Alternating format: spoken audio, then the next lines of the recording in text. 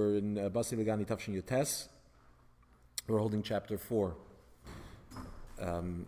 So what we said, the Rebbe notes that, again, Basi Legani Tafshin Yotes is based on the Frierdiker Rebbe's 9th chapter of his series of Basi Legani from 1950, as we've discussed in the past.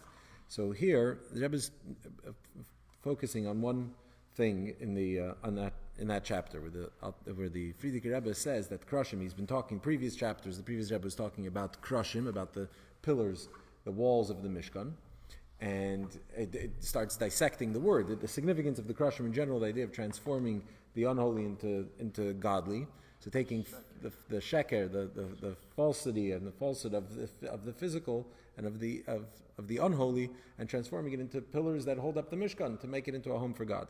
Then he goes into the details of the word itself, the letters of the word, kuf, resh, and shin, and discusses how that's all transformed. So here, in chapter 9, he mentions that Krushim are called amudim, or oimdim, right? It's Krushim oimdim, or it's atzei shitim oimdim, that the pillars had to be standing. So he talks about this idea of standing and compares it to mitzvahs.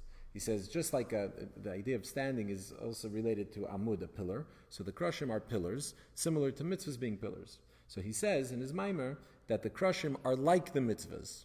And then he says that just as mitzvahs draw down from above and connect heaven and earth, so too the Krushim connect heaven and earth. So the Rebbe notes two differences between the two. First one is that he says that the Krushim are like mitzvahs, which already implies that they're not exactly, it's not one and the same. They're two different things. Krushim are like mitzvahs, so we have to understand what's the significance of that, what's the meaning of that, they're merely like the mitzvahs. And the other thing is, when he's talking about mitzvahs, he says that the mitzvahs not only connect heaven and earth, but they also draw from above to below, whereas by the Krushim, he only says that they connect heaven and earth. Okay, so those are the two differences in the Frierdiker Rebbe's text that the Rebbe is focusing on here in this part of the Maimer. So the Rebbe starts by talking about, and we talked about this in chapter 3, the idea that in heaven, when we're talking about above, so the foundation is above, and the building is built under the foundation, beneath it. So the foundation's on top, and the building is below. Right, so everything is in a sort of a downward motion, a movement. Whereas in our world, in the physical plane, the foundation is on the bottom and the building is built on top, above the foundation. Why is that? So he explains that it's only in our physical, material world, this lowest world, where you have the essence of God. And the essence is embedded in the physical. So in other words, just as in heaven, since everything comes from a source that's above it, that's higher than it, so where's the foundation? The foundation's above whatever it is that's descending downward. Whereas in our world, since the physical world is created by Hashem in His essence, that's what creates our physical world. So what's embedded in the physical is the essence of Hashem. So therefore, that's the foundation upon which a building is built upwards. Okay, that's what he explains. So we talked a little bit more in detail in the last class about sort of the difference between Ila va'olol and Yesh me'ayin, that creating something from nothing. So only God in His essence could create something from nothing, because something from nothing, meaning or creating a thing that feels its own independence, its own autonomy, can only come from something that does exist independent of anything else. And that's only true of God in His essence, that exists because He exists. When we're talking about Ila va'olol, sort of an evolution, say the Hishtalshlus, the evolutionary process through which Hashem creates the world, where something higher comes lower and lower and lower down to the lowest levels, where the light gets dimmer and dimmer.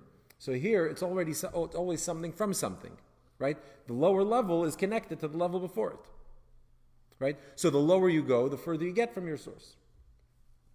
So the point we made is that when we're talking about Eiros, you're talking about Giluyim, you're talking about Seder Shtalshus, that evolutionary process of the spiritual lowering down, an evolution down from the highest level down to the lowest level. So there you don't find the essence of Hashem. Right? Where do you find it? You find it in the physical. Why? Because it's the physical, the lowest world, our world, which is created directly from Hashem's essence. Okay? That's what we explained. Which explains why above, the foundation is above and the building is under the foundation. And here, the foundation is below and the building is built above it. Okay. Because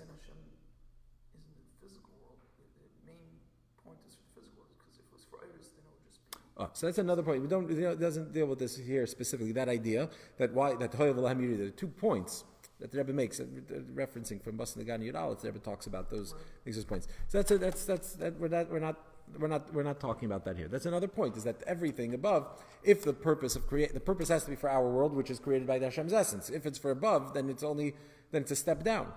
So right? In other words, everything that's hidden, once it's revealed, it's on a lower level. Right? Just like from our own lives. Things that are really dear to us, we keep inside. And once you start talking about it, it lessens it, or look at it even in a negative trait, right? Somebody who's angry about something, so often something's bothering you, you'll talk it out, and talking it out, right? If you talk it out, it'll help you, it helps you overcome it. So when it's inside, it's bottled up, it's much more intense. When you let it out, it's lower. It create that distance. So the same thing is true when we're talking about Giluyim. If Hashem couldn't have created the world, the purpose can't be in Olam Esel Yonim, the higher realms, because they're merely a revelation of what was concealed before, which means that as they are, they're lower. So why would Hashem take a step down? Right? Okay, but here the point is that the essence of Hashem can be found in the physical and not in the spiritual. So we explained in chapter 3, why is that? Because the nature of the physical feels autonomous, it feels I come from myself. The only place it can get such a feeling is from something that actually is from itself, which is the essence of Hashem. But why can't it be found in the spiritual? Why can't you say, especially if you think, if we're talking about the spiritual realm, so it would seem that the higher up you go, the closer you should also get to the essence. And yet we're saying you can't find the essence in any of those levels. So that we have to still understand. Why is that? So that's chapter 4. The Rebbe says like this: we need to understand. Yeah, this is the question. Why is it that we said before in chapter 3 we just observed and pointed out the phenomenon, which is that the Yesh HaNivra, that the Yesh HaAmiti, that the God's essence is found in the Yesh HaNivra in the physical realm. But why is it not found in the spiritual realms as well? What's the question? It would seem that you should be able to find Hashem's essence in spiritual realms and in spiritual things. Why we call them above, higher, the higher realms? Because they're higher, because they're more, in other words, they seem to be closer to God. That's what makes them higher. When we talk about higher and lower, obviously in relation to godliness and to God, we don't mean in space, because God is everywhere. There's no higher. It's not that heaven is above and earth is below. Higher and lower are basically terms that measure the sensitivity that we have towards God. So the higher something is means the more sensitive it is, the more intense the feeling of godliness. So if that's the case, it would seem that in the Olam Esel Yonim, they're called El Yonim, they're higher. What does it mean that they're higher? There's more of an awareness of Hashem. If there's more of an awareness of Hashem, then we should be finding God's essence there as well. The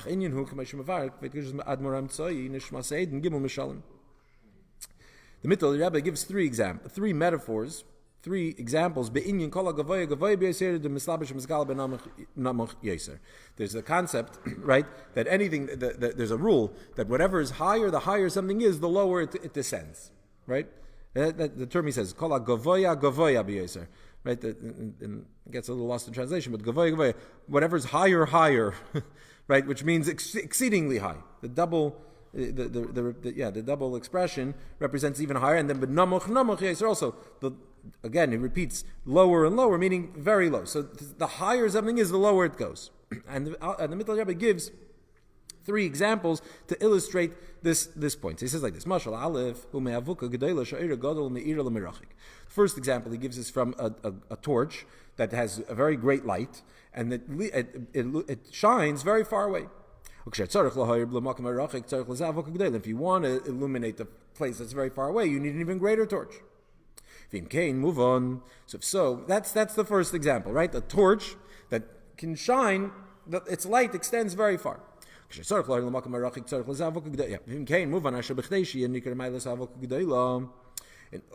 it's obvious, it's understood that in order, where do you see how great the intensity of the torch is? Where do you see? We're talking about a torch. You want to say this torch is a very, very bright torch, right? The light is a very bright light. Where do you see how bright it is? In comparison to a smaller torch. It's when you see how far away it shines. In other words, that in the distant place that it shines, that's where you see how great this torch is. If I have two torches next to each other, I'm standing right next to them, how can I know which one's greater than the other? How do you measure the greatness of the torch, the intensity, the strength of the light, when I see how far away it shines? Also, but when you see where it's coming from, how big the source is, then you can see how big it is. The torch is. Yeah. But you don't know. Flashlight? Yeah, but you only see the picture. Yeah, but it's measured. A flashlight, and you see a small little flashlight source, and you see a big one, then you can see it. Why? If you have a big light and a small light, sometimes the smaller light is more intense than the bigger one. The only way to measure it to see how far they extend. Also. Yeah, so you're saying from your experience, a bigger fire makes a bigger torch makes a bigger light. But how do you know that? How do you see that? What's the evidence of it? The evidence of it would be how far away does it shine? Right? So where do you see the greatness of the light in its furthest, in the place it reaches the furthest, right? He continues. Here's the irony of the whole thing. We're saying, how do you bring out the greatness of the light when we see how far it extends? But what the light? You take an example of flashlight again. It's the light beam. Go to the farthest end of where it reaches, and how intense and how bright is the light at that point? It's not anything.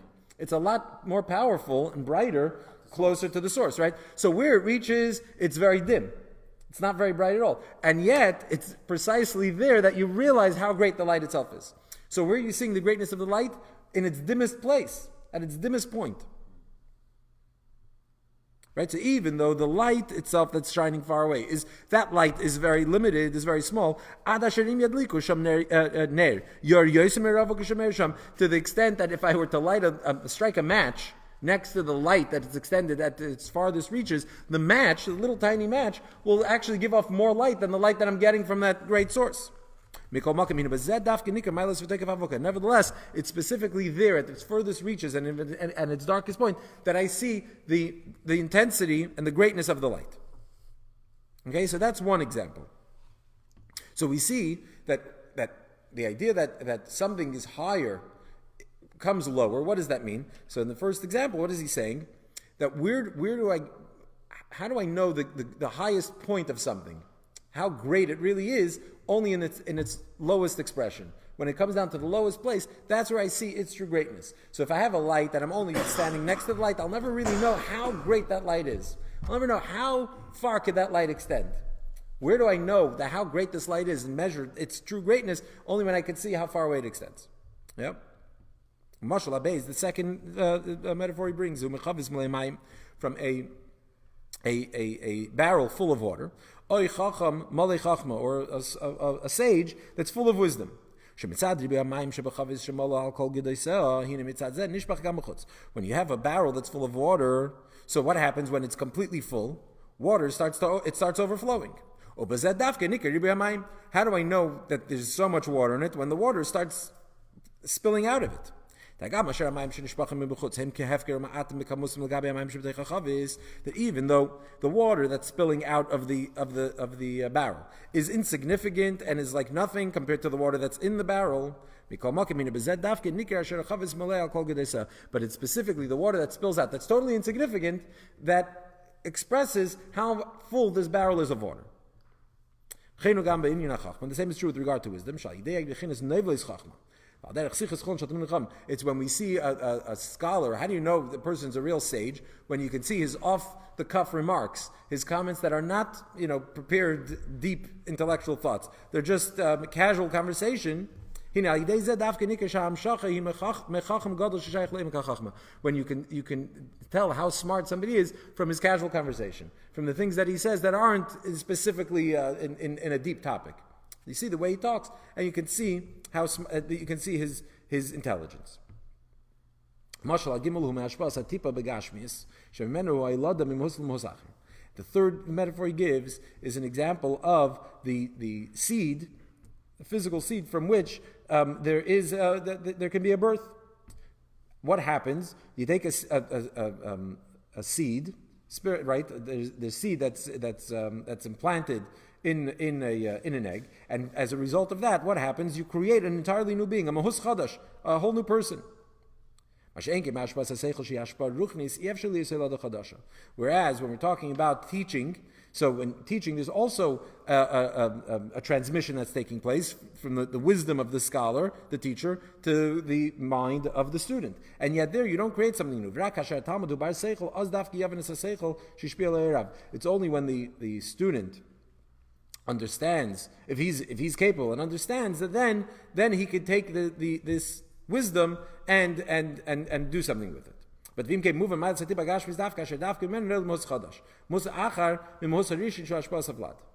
yeah. So this mashal here, he's giving contrasting. There's right. So it's really he's not bringing that other one. The emes is that in Chassidus he brings the idea of hashpah seichel also as a mashal. It's the same inyan. So the Rebbe is just pointing out it's one and the same, except where is this point made more clearly? Not the nashba of seichel, because over there you need this. The Talmud has to. In other words, it's not so much. Sometimes the Rav could be mashpia, the teacher could teach, and depending on how the capabilities of the student, that's what you'll get out of it. That's what the effect will be. But it's not entirely dependent on the teacher. Whereas here, even obviously there's an egg, there's a womb, and it has to develop in the mother, and so there's a hashpa from mashpia to mekabel. Nevertheless, the point is you create something entirely new, right? So that's what he's saying. So we see here that specifically. We see that the lowest level, the tipa gashmis, that physical seed, it's from that you get a new being, right? In other words, also something else, which is, we know, Al-Tabis says in Tanya, right, that the physical seed starts really as a spiritual thought. It's a non-physical thing, right? So imagine if you bypass the physical transmission of a seed, and take the seed as it is an idea, and implant the idea. What are you going to get? You're not going to get anything, right? So where is the ability to create something new? Where is it expressed? Not in the idea as it's an idea, but in it as it comes to its lowest form, as it takes on a physical manifestation.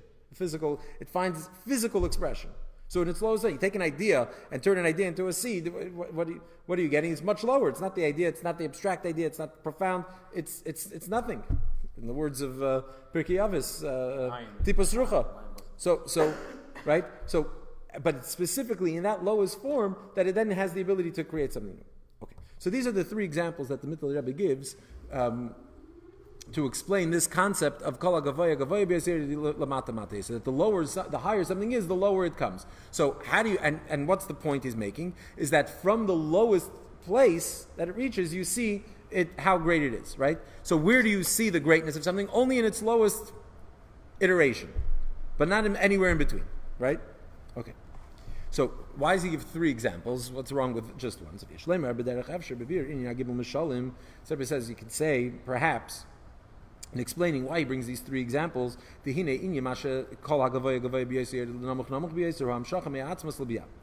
this concept, and we say this idea that the highest comes down to the lowest, it represents the essence of Hashem coming into the worlds of Biyah, the lower worlds. Right? We know there are four worlds. There's Atzilus, there's Bri, Yitzir, Asiyah. So Atzilus, which is the highest world. So the first stage within creation. Right? The Atzilus. So clearly, when we say something that goes from the higher to the lower, we're not talking about something coming from higher than Atzilus into Atzilus. Why? Because the Atzilus, in Atzilus, he is one, the light and the vessels, everything is one. There's only oneness of Hashem. And that's why Atzilus is called a godly world, the world of godliness. The Ein Zed Namuch, that's not low. So true, it's a world, so it's lower than what came before it, but you can't call it low. It's still all one with God. When we talk about low, what are we talking about? We're talking about the worlds of Biyah, the worlds that descend beyond, the lower than Atzilus. Okay? So, here the Rebbe's, the rest of the paragraph here, the Rebbe's basically saying like this. We're trying to answer the question that we asked right in the beginning of the chapter, which is, why is it that we say that the essence of Hashem can only be found in the physical and not in the spiritual, right? So we start by explaining this concept of the higher something is, the lower it comes. And how are we explaining it here? That in its lowest place, the lowest place is what reveals the highest level. In other words, if you're not in the lowest place, you don't know the extent of its true greatness. That's right. Right? You can't know. So what are we getting to? What are we trying to work towards here? That in the spiritual realms, you can't get to the highest level of God. You don't see that highest level. So this concept, so he's starting like this. And now what we're going to do here now is Rebbe is going to explain that this concept, in other words, Giluyim itself tell you that where is God, where is the essence of Hashem found? In the lowest realm. In other words, it's not just that it's the yesh me'ayin, that the physical world, that's where you see the essence of Hashem, and in the spiritual worlds also you can find it the higher you go. Even from the perspective of Giluyim, from the vantage point of the higher realms, where is it that you can reveal the essence of Hashem, the highest level, only in the lowest place, right? So he's starting by so we're going piece by piece. He's saying, so when we're talking about the highest level and the lowest level, obviously the lowest level is not Atzilus, it's still with God. So then what are we talking about? We're talking about, you see it already in Biyah. Why? So the Rebbe says like this. Well, once we're talking about creation, we're talking about Biyah, so here already you have a new concept. It's brought in Kabbalah, it's explained a lot in Chassidus, the idea of Oir, Mayim, and Rakia. There's Oir is light, Mayim is water, Rakia is the sky. So everything is made up, all of creation is made up of these three components. Basically, Oir, Mayim, Rakia, we have different ways to look at them, different ways to order them. We're not going to get carried away by that. The point, though, is Oir is an abstract light, something that's abstract, not defined. Right, that's like Mayim is already something that has some kind of a definition, but still is not fully defined. Just like water that doesn't have a color, and water that doesn't sit still. Right, it's flowy. That has no shape exactly. And then you have the sky, which has a color and has a shape. It has its dimensions. Okay, its definition. So those are three steps, and these we find them in everything. So even talking about intellect, let's say a teacher is going to teach a student. So you have these three things of Ur, Mayim, and Rakia. Ur is the way, the idea, the capacity to think. Mayim would be the chachma, the spark of the idea that's not defined, but you already have an idea, right? And then you have Rakia, which would be Bina. And the same, so this happens in every level, and every hashpah, when you're going from a higher level to a lower level, you have these three steps of Ur, Mayim, and Rakia. Okay? So he says like this. The way in which the worlds devolve, right, the way they come from the higher to the lower level is in these three steps of Oir, Mayim, and Rakia: light, water, and sky. As the Rebbe explains at length in the Mamarim that he said that year in Chedesh Tishrei 1958. This is then the meaning of these, why the Mittel Rebbe brings three examples. The Mashal Avokahu in Oir.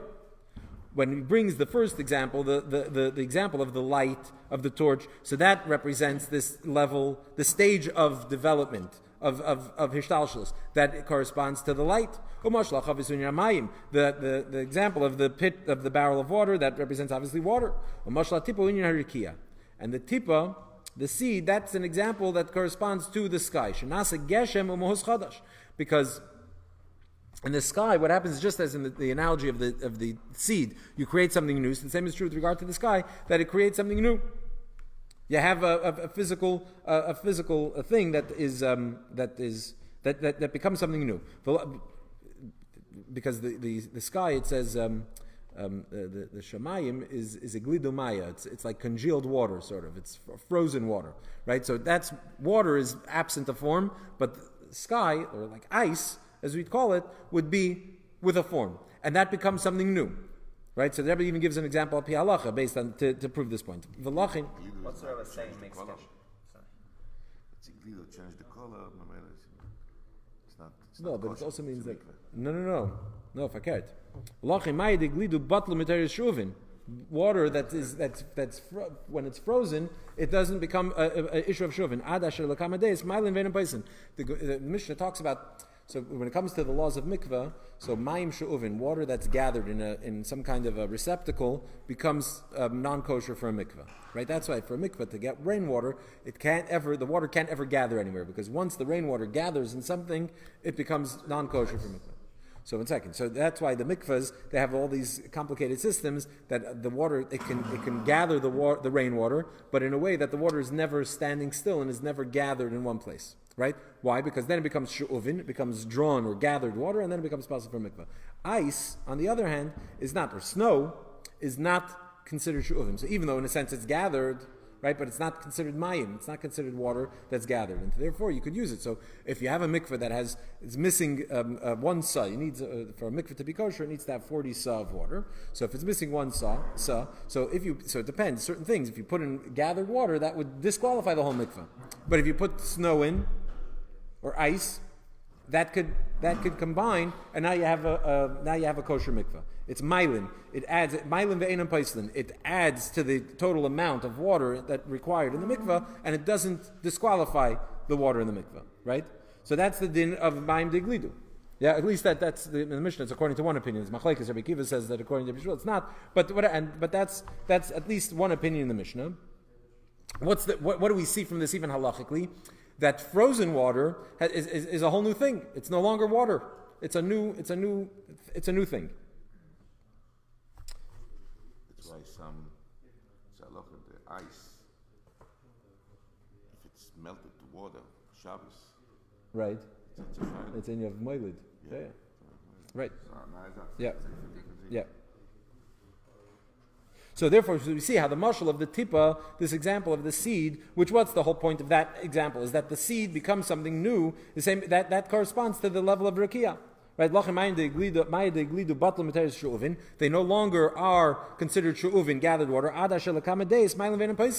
Right? According to the first opinion, Tanakam in the Mishnah, it can be elevated, it can add to the total amount of kosher water in your mikveh. Okay. The Rebbe says, he explains in Chedesh, the Rebbe said a Maimer in Simchas Torah and a Maimer in Shabbos Bereishis, where he talked about the Hemshech, two Mamorim, where he talks at length about this idea of Ur Maimer Rekiah relates it to Torah. So over there, the Rebbe explains Asher Inyan B'chinas Eish Ur Maimer Rekiah Einer Rak B'Biyah Ki Im Gam B'Atzilus U'B'Keser L'Mayli Yeser Ad Ba'Ur Shekedem Atzimtzum. So we started over here by saying Ur Maimer Rekiah. That's when we talk about Ishtalshlus creation. Creation is made up of these three components of Ur Maimer Rekiah, right? Light, water, and sky. But the Rebbe says, he's quoting from earlier in the year, the Rebbe talks about this idea that Ur Maimer Rekiah actually not just in Biyah, but in all the levels of creation, not only within creation, not just in Biyah, not even only in Atzilus, which is, like we said before, Elam Elikus, a godly world, but even beyond, even in the light that comes before the Tzimtzum. Talks about Ur Tzach, Ur Mitzuchtzach, it's discussed in Chassidus, how these levels, even before the Tzimtzum, so even before we're talking about creation, there's already this idea. Shir, the Hashara, the Rebbe explains it else. So the point is that all of Iris, from its highest level, even before we're talking about a world, already there you have these three levels of Ur Maimer Rekiah. Okay, Tim Kain. So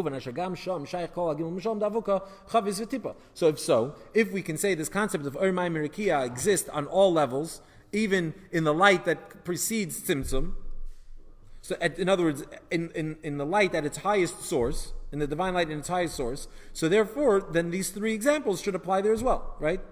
So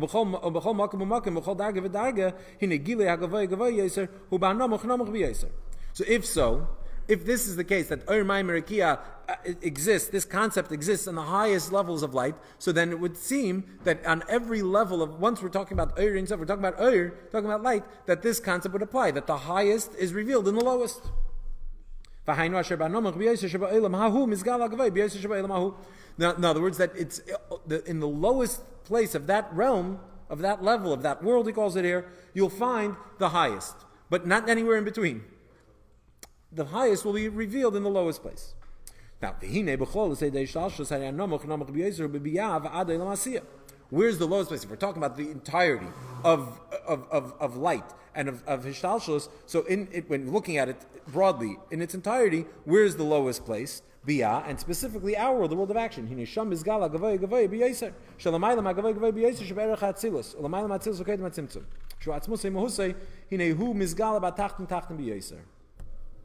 So what's he saying? Saying that in all the Olamis, in all worlds, the highest level is revealed in the lowest level. So that's relative. In every single world, where do you get the highest level of that world? In the lowest part of that world, right? But if we're going to look at it in its broadest context, if we're looking at it, where is the highest and where is the lowest? The lowest is our world. So in other words, when Atzilus, the lowest level in Atzilus, it brings out the highest level. That everywhere in between in Atzilus can't express. But what's low in Atzilus? In other words, the highest level that the lowest level of Atzilus can bring out is relative to the lowest level of Atzilus. Meaning that if you go beyond lower than Atzilus, you go into Bria, the lowest level in Bria can bring out a greater level than even the lowest level of Atzilus can bring out, because it's lower than the lowest level of Atzilus. And you keep going down until you get to the lowest place. And it's in the lowest place you can reveal the highest place. So we see that when it comes to Giluyim, when it comes to these levels of revelation, even there, where could you reveal the highest level? Only in its lowest. So we start the chapter here by saying that it would seem, when we're talking about a Giluyim, so the higher you go, the closer you should be to revealing the highest level. But it turns out, no, even when we're talking about Giluyim, it's the lower you go that you can reveal the higher. Okay. So where do we see that? That's specifically in the lowest place. And there it continues. The Kefal Haloshin Tachtin. This is exactly what it says, right? Kala Gavoya, right? Is Yered Lamata Mata, right? So this idea of Tachtin, the lowest level, that it reveals itself in the lowest level. Meira al Hayeser Tachtin She'efsheri She'ein Tachtin Lamata Mimenu. V'unyonei Lamasiyah. What's the lowest place of which there's nothing lower? That's our world, the world of Asiyah. Okay, so we see that even mitzad giluyim, even on that level, the highest can only be revealed in the lowest. So first we explained in chapter 3 that the idea that how is our world, what's the proof that our world comes from the essence of Hashem? Because our world goes around with an attitude that's unique to the essence of Hashem. But now the Rebbe is saying, even everywhere in between these two, even not only mitzad the yesh me'ayin model, but even mitzad ilavol, even when we're talking about cause and effect, we're talking about going lower, even in Seder Shtalshlus, even there, the highest level is revealed specifically in the lowest of levels. And what's the lowest of levels is our world, there's nothing lower. And so therefore it's here that you can reveal the highest possible level. Yep, so Inyan, how are we doing in time? What time is it? Wait a few minutes. This is the meaning of the beams standing specifically in the ground. When you're trying to build a big brick house, we're talking about the big house that we're building, we're talking about the greatness of Hashem, because we're in the place we're talking about His greatness, that's where you find His humility.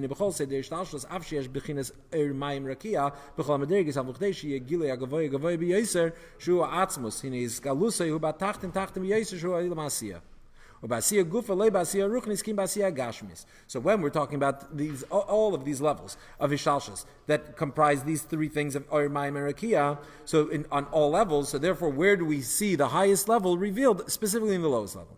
And we're in Asiyah, specifically in the physical one, because we're Olam Asiyah, most of it's spiritual. We live in the lowest level of Asiyah, the level of Asiyah that's Asiyah Gashmis, where there's the physical.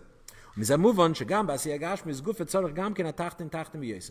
here we see that even, so we're talking about in Asiyah, and in Asiyah we're talking about Asiyah Gashmis, the physical element or level of Asiyah. And within Asiyah Gashmis, also you have different levels. There's the spiritual of our physical world, and there's the physical of our world. So even within Asiyah itself, what are we talking about?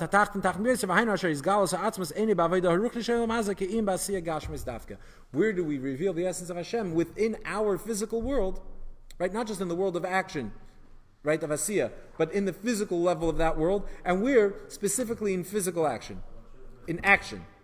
not in spiritual service. So in other words, you would contrast, let's say, love and fear of Hashem versus a physical act.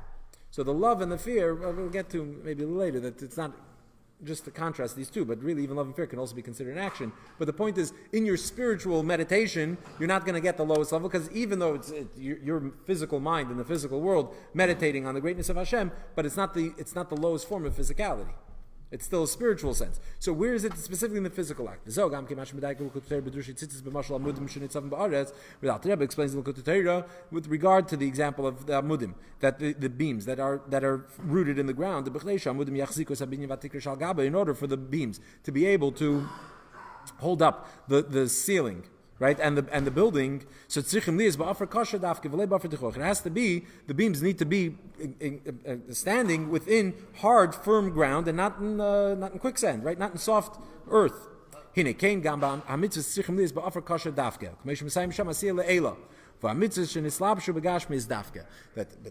The idea is that you have, when you're talking about the beams, which we said are the mitzvahs that are holding up the whole structure, so where do the beams have to be? If you want them to hold up the structure, have to be in firm ground. In other words, there's earth. but there's soft earth, which would be the spiritual of the physical, and then there's hard earth, the firm earth, which is the physical of the physical. So where does the mitzvah have to be? It has to be specifically in the physical of the physical. The idea of the Sila Ela, that the highest level is the physical act in its most physical, lowest form. And through that's why the mitzvahs are enclosed in physical things and in physical activity, because it's specifically on that level that you can reach and access the essence of Hashem.